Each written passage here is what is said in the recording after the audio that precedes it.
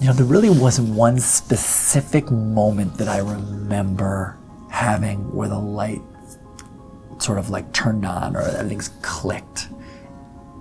It was a process of going in for chemo almost every day for about 5 or 6 months. You spend so much time in the hospital. And my chemos were usually about 8 hours a day.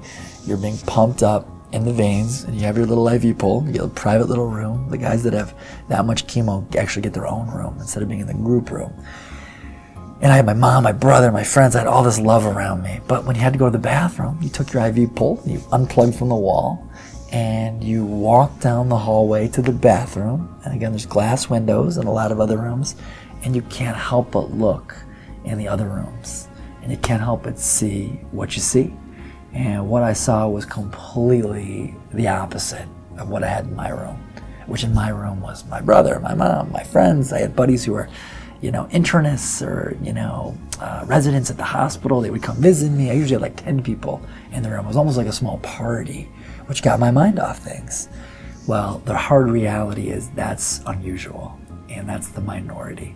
And what I saw was so many people sitting in beds, lying there on their chemo, like staring at a TV set with their head maybe tilted to the side, no smile on their face, no energy, no visitors, no people, no family.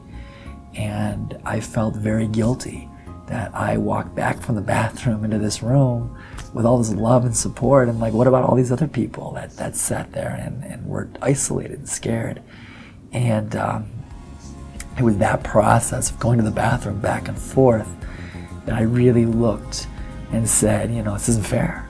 And at one point, I started walking into rooms, and I walked in with my IV pole and just introduced myself. And I'm like, hey, what's your name, man? I'm going through cancer too. I see you're here. We're all in this thing together. Like, what do you got? What type of cancer are you going through?